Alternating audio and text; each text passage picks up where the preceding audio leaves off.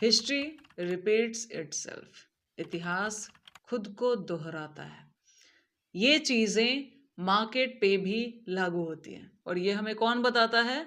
Charts. Chart reading market की language है, market की भाषा है। मार्केट बोलना क्या चाहता है, मार्केट करता क्या है। अब देखो किसी भी जगह पे आप जब पहली बार जाते हो तो लोगों से इंटरेक्ट होने के लिए वहां की लोकल लैंग्वेज सीखते हो। सेम उसी तरह जब आप स्टॉक मार्केट में ट्रेडिंग करो या इन्वेस्टिंग करो, कुछ भी कर रहे हो, आपके लिए चार्ट्स बहुत ज़्यादा इम्पोर्टेंट होते हैं। चार्ट्स की अपनी एक लैंग्वेज है जो आपको ये बताते हैं कि अभी मार्केट में बाइंग आ सकती है या अभी मार्केट में सेलिंग आ सकती है। सपोर्ट, रेजिस्टेंस, कल के लेवल्स, हर एक चीज़ चार्ट से आप सीख सकते हो। मेरी बात करें तो मैंने जो भी सीखा है वो चार्ट से ही सीखा है। सो चलिए स्टार्ट करते हैं। इस वीडियो में हम थोड़ा सा बेसिक भी होगा, थोड़ा सा एडवांस भी हो सकता है। यूँ समझिए कि थोड़ा मिक्स करके समझेंगे। देखो चार्ट रीडिंग पे जितना टाइम दिया जाता है उतना अच्छा होता है। लेकिन क्या हो अगर मेरे नज़रिए से भी थोड़ा अगर आप चार्ट को देखो तो हो सकता है आपको थोड़ा टाइम कम लगे, क्योंकि उन चीज़ों को समझने में मुझे टाइम लगा था। अभी हम 2026 में चल रहे हैं, 2026 का फरवरी चल रहा है। इस समय अगर चार्ट रीडिंग की बात करें तो हार्डली लोग कितना रीड करेंगे? 2000 हो सकता है 25 अक्टूबर नवंबर तक चले जाएं। उसके बाद वो प्रीवियस में नहीं जाना चाहेंगे, उनको लगेगा यार ये तो 2 साल पुरानी बात हो गई, अभी क्या ज़रूरत है इसको पढ़ने की। देखो मार्केट में कुछ भी पुराना नहीं होता। मार्केट में जो भी चलता है रिपीटेशन बेस पे ही चलता है। और मार्केट क्या करने वाला है एग्जैक्टली आपको चार्ट्स ही कहते हैं। चार्ट की इंपॉर्टेंस इतनी ज़्यादा होती है। अगर मार्केट में बहुत ज़्यादा अलग हो जाएगा ना, बहुत मार्केट एकदम अलग तरीके से करने लगेगा तो कोई भी मार्केट में नहीं कमा पाएगा। जो भी यहाँ पे कमा रहा है वो अपना प्रीवियस एक्सपीरियंस बेस पे ही कमा रहा है और प्रीवियस लर्निंग पे ही कमा रहा है। मार्केट नया करती है लेकिन पुरानी चीज़ें छोड़कर नहीं चलती है। चलिए थोड़ा सा हम चार्ट पे चलते हैं। सो यहाँ पे अगर मान लिया कोई चार्ट को पहली बार ओपन करके इस तरीके से देखे, ठीक है, तो क्या लगता है कि मार्केट यहाँ से इस तरीके से ऐसे आती है, थोड़ा सा डाउन आती है, अब जाती है, फिर एक हाइट बनाती है, फिर यहाँ से डाउन आती है, थोड़ा सा अब जाती है, फिर यहाँ से डाउन आती है, उसके बाद एक बेस बनाती है, फिर अब जाती है और यहाँ आके मार्केट खड़ी है। इस चार्ट रीडिंग में कुछ भी समझ में नहीं आया। बस इतना समझ में आया कि मार्केट अप गई, डाउन गई और फिर से अप गई और इस जोन में मार्केट यहाँ पे है। इससे जब हम ट्रेड करने रियल में उतरेंगे, मतलब इंट्रा करें या पोजिशनल करें, कुछ भी करें, जब हम ट्रेड कर रहे होंगे हमें क्या समझ में आएगा? बस ये समझ में आएगा कि मार्केट ऑल टाइम हाई के पास है, वहाँ से थोड़ा सा एक डाउन आया। और क्या समझ में आएगा? इंट्रा के लेवल्स हमें कैसे समझ में आएगी कि इंट्रा में हो सकता है बाइंग आ सकती है क्या? एक एग्जांपल से यहाँ से बता देती हूँ, और भी चीज़ें डिस्कस करेंगे। बजट के दिन देखो एग्जैक्टली क्या हुआ था वो मैं यहाँ पे डिस्कस। बजट के दिन क्या हुआ था, इस जोन पे मैंने बाइंग की थी। ये जोन देख रहे हो यहाँ पे, ये जोन देख रहे हो यहाँ पे, देखो ये एग्जैक्टली जो गिरावट है सितंबर 2025 की है। अभी चल रहा है फरवरी, 5 महीने पहले का सपोर्ट है, ठीक है। प्रीवियस जो सपोर्ट होता है, प्रीवियस जहाँ से मार्केट उठी है, जैसे कि यहाँ पे आई मार्केट उठी, ये एक बाइंग जोन होता है, ठीक है। यहाँ पे बायर एक्टिव होंगे ही होंगे, ठीक है। ये बेसिक है, हम बेसिक बिल्कुल छोड़ देते हैं, हमें लगता है सिर्फ एडवांस जाने की जरूरत है, नहीं। बजट के दिन मैंने थोड़ा बहुत सेलिंग तो किया था, स्कैल्पिंग की थी मैंने, लेकिन जब इस जोन पे मार्केट आ गया ना, धड़ल्ले से मार्केट गिर रहा है, सब सोच रहे थे यार अब इतना गिर गया क्या होगा। इस जोन पे मैंने एग्जैक्टली बाइंग की थी, सिर्फ चार्ट को देख के कि चार्ट में दिख रहा है कि यहाँ बाइंग जोन है, बाइंग तो आएगी। अब साथ में एसएल भी है भाई, लेकिन मैंने जो भी प्रीमियम लिया था वो तो मुझे याद नहीं कि कौन सा मैं ले रही थी, लेकिन जो उसका प्राइस है वो मुझे याद है, क्योंकि उस दिन एक ग्लिच आया था।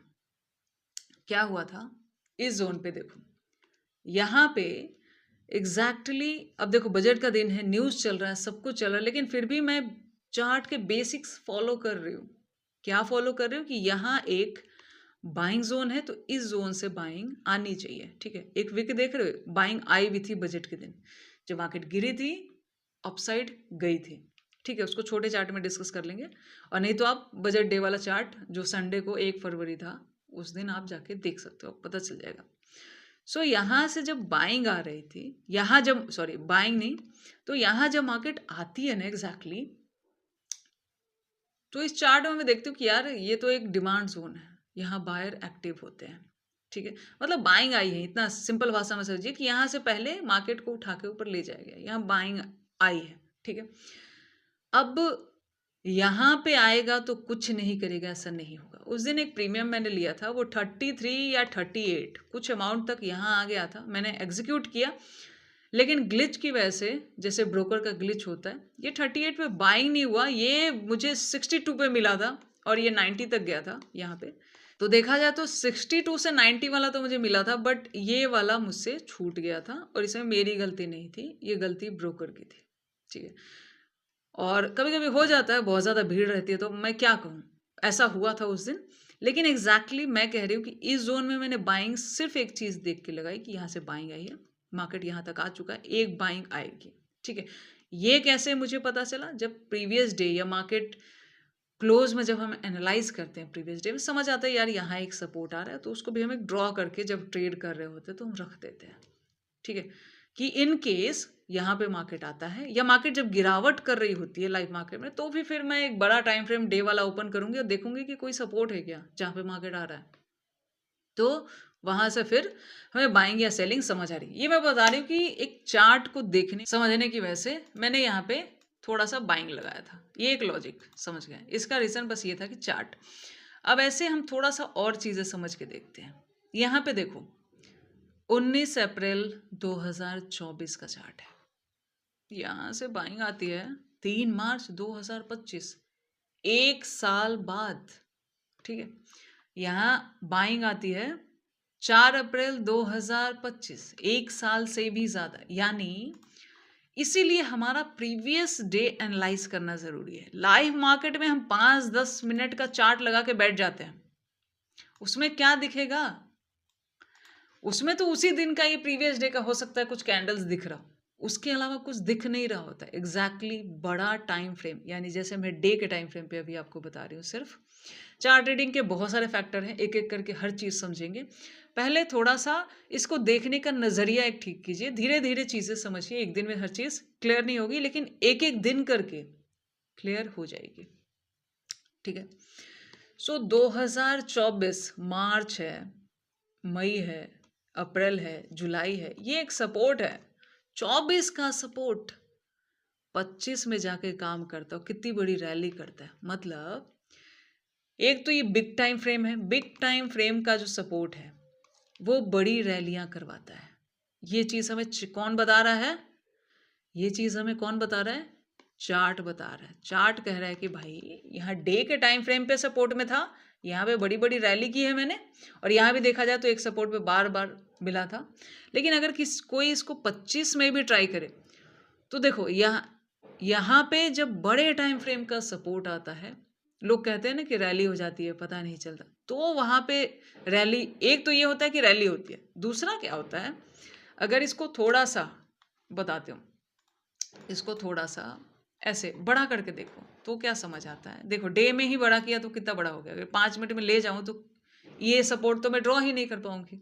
ठीक है, सो इस कैंडल पे अगर कोई ये सोचेगा कि क्यों ना मैं पुट होल्ड कर लूं, क्यों ना मैं BTST रख लूं, कई बार देखा है आपके साथ भी ऐसा होता होगा कि आप BTST ट्राई करते हो, सेलिंग में दिख रही है, रेड कैंडल है, अच्छी खासी सेलिंग आई है, आपको लगता है यार और ज़्यादा गिरेगा, लेकिन आपने प्रीवियस ईयर का सपोर्ट देखा ही नहीं है, आपको लगता है कि वो तो हो चुका है ना।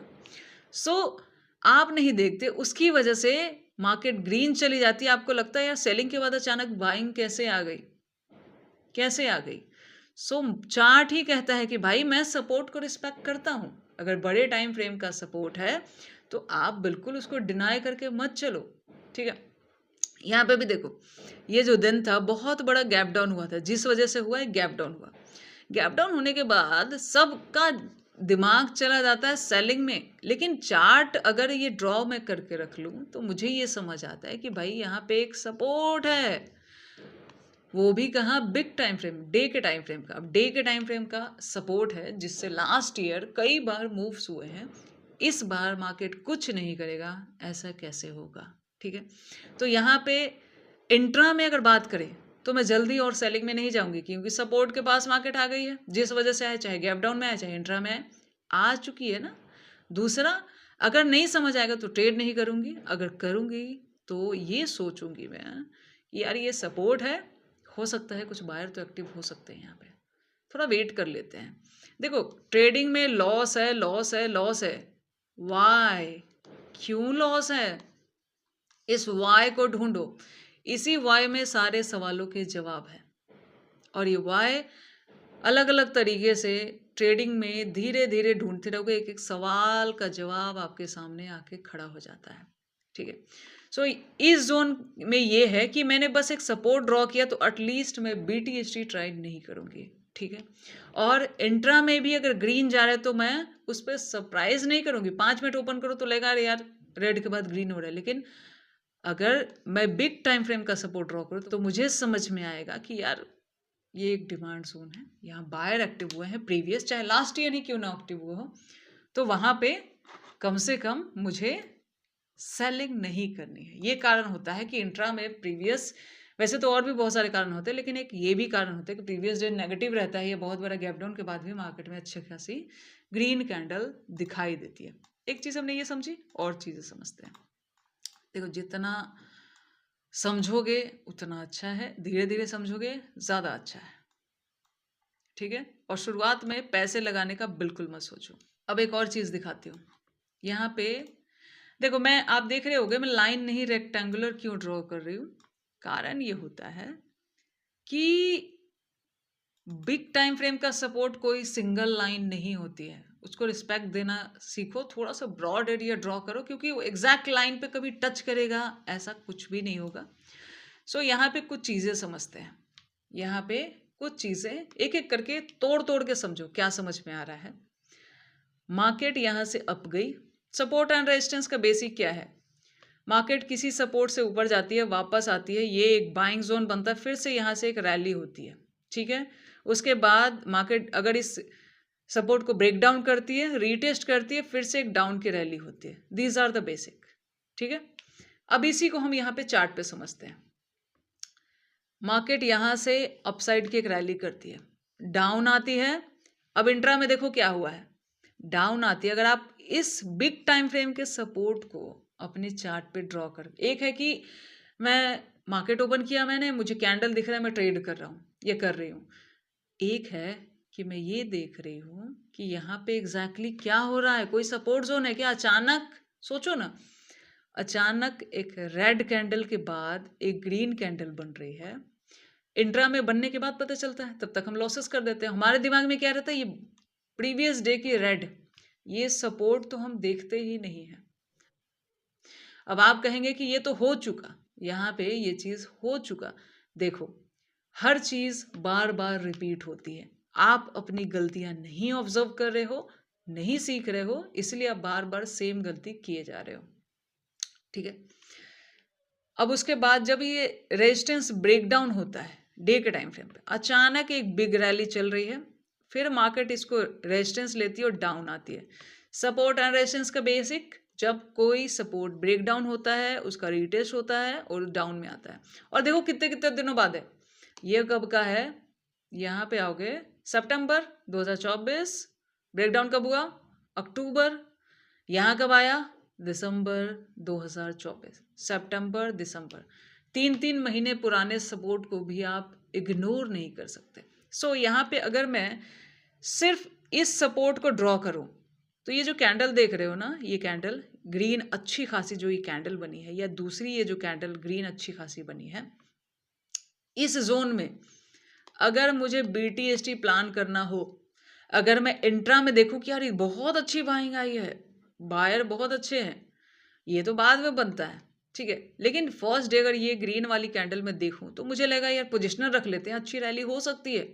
लेकिन अगर मैं इस लाइन को ड्रॉ कर दूं तो मुझे क्या समझ में आता है कि यार यहाँ पे एक रेजिस्टेंस है, ये एक रेजिस्टेंस है, जहां जहां से मार्केट नीचे आई है, जहां से ऊपर गई थी वहीं से नीचे आई है, तो ये वापस गया है तो एक रेजिस्टेंस की तरह काम करेगा।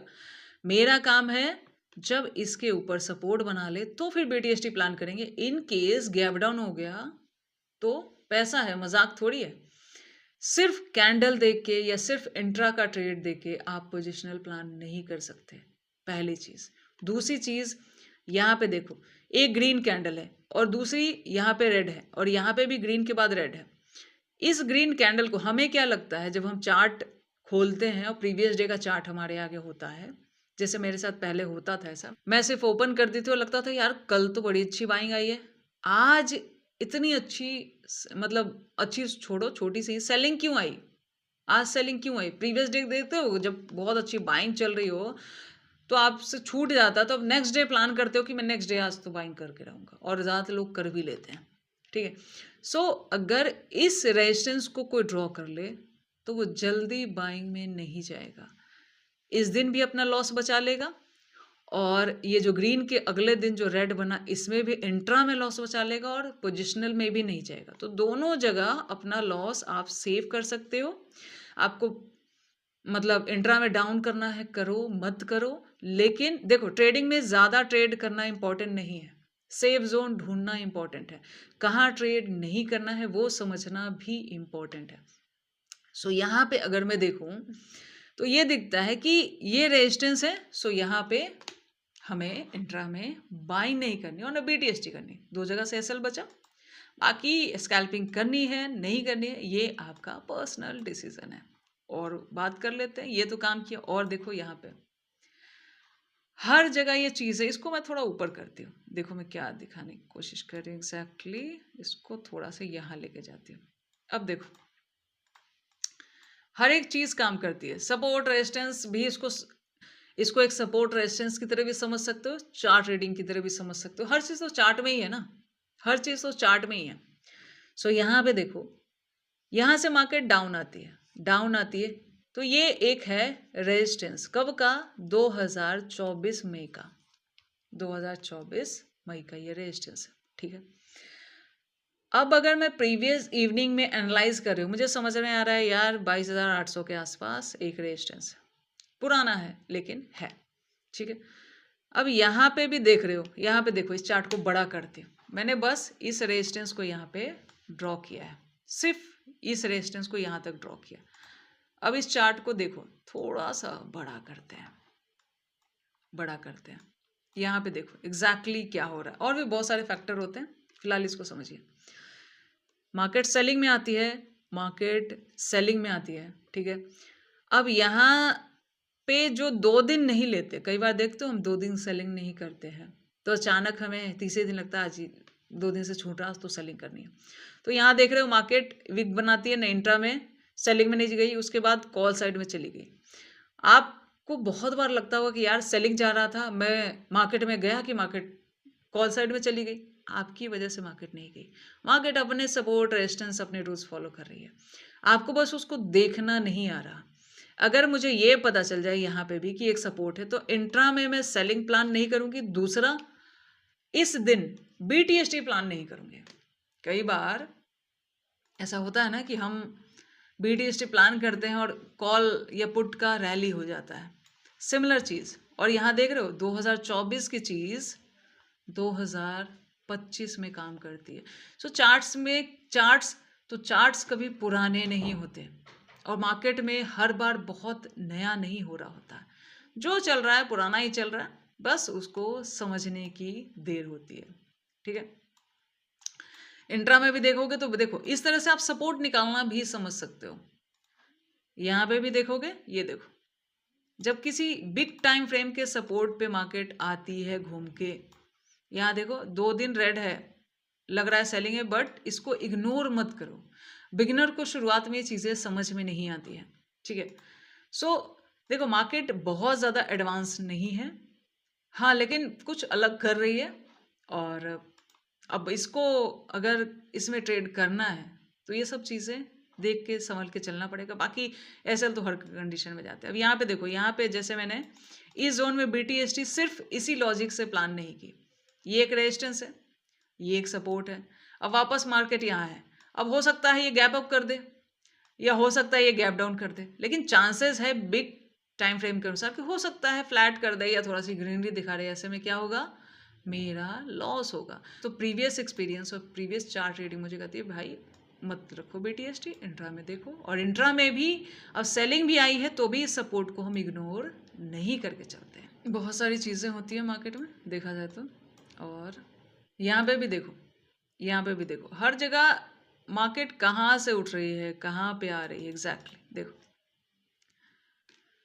मार्केट एक गिरावट करती है, उसके बाद उसी पे सपोर्ट लेके ऊपर जाती है। अब यहाँ देखो इंट्रा में अगर इसको बड़ा करूँ, बड़ा करके दिखाती हूँ, हर जगह देखो। अब मैं जो चीज़ें बता रही हूँ क्या बार बार रिपीट नहीं हो रही, आपको नहीं लग रहा क्या बार बार रिपीट नहीं हो रही? तो कैसे कहते हैं कि मार्केट बिल्कुल अलग है? कैसे कहते हैं कि मार्केट हमेशा अलग है, कुछ पुराना नहीं रिपीट कर रही? इस कैंडल को देखो, काफ़ी ज़्यादा रेड है, विक बना रही है। यहाँ से बायर एक्टिव हुए, अगले दिन यहाँ से एक अच्छी खासी ग्रीन कैंडल आपको देखने को मिलती है। कारण क्या था? प्रीवियस रेजिस्टेंस नया सपोर्ट बन गया, बाइंग आ गई।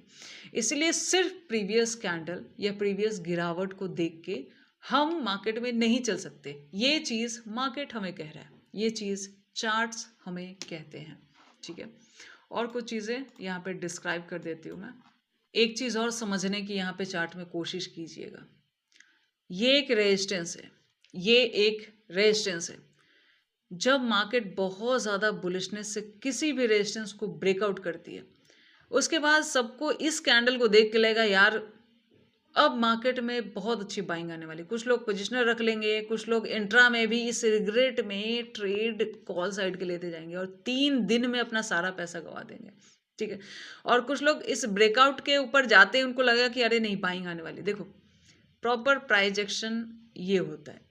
ठीक है, और यहाँ पे मार्केट 2-3 कैंडल देखा जाए तो एक ही जोन में रहती है, डाउन आती है, सबका एसएल हिट करती है, फिर यहाँ आती है सेलिंग करवाएगी, फिर अप जाएगी, फिर एसएल हिट करेगी, फिर डाउन आएगी। लेकिन जब रियलिटी में इस जोन में एसएल दे दे के सब थक चुके हैं, सब ट्राई कर रहे हैं यार थोड़े दिन गैप लेता हूँ, मार्केट में अब ट्रेड नहीं करूँगा।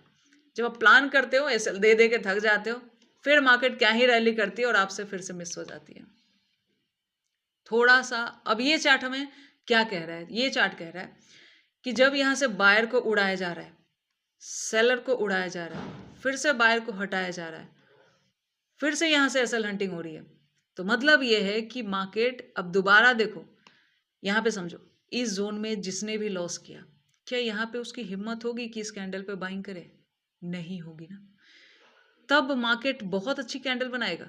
यानी इस जोन में अगर किसी ने लॉस कंट्रोल किया और सेम स्ट्रैटेजी से यहाँ ट्रेड किया तो शायद उसका लॉस कवर होकर प्रॉफिट में भी आ सकता है। लेकिन अगर इस जोन में अपना सारा कैपिटल अगर ज़ीरो कर दिया तो इस कैंडल के लिए पैसा आपके पास बचेगा ही नहीं।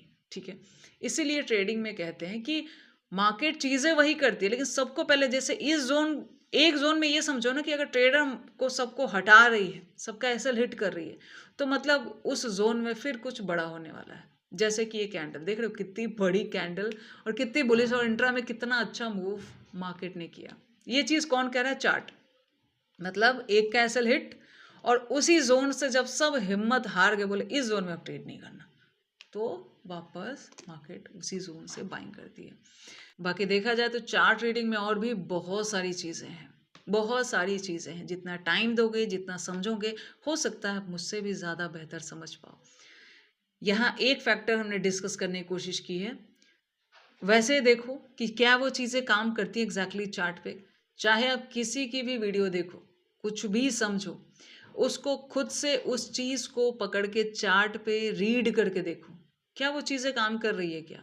क्या सामने वाले ने जो बताया है वो सच में यूज़फुल हो रहा है? पहले उस चीज़ का एक्सपीरियंस लो, तो ही उस चीज़ को ट्राई करो। आपने बस देखा और अप्लाई कर दिया, वो भी एक लॉस का कारण बन जाता है। वैसे नहीं करना चाहिए।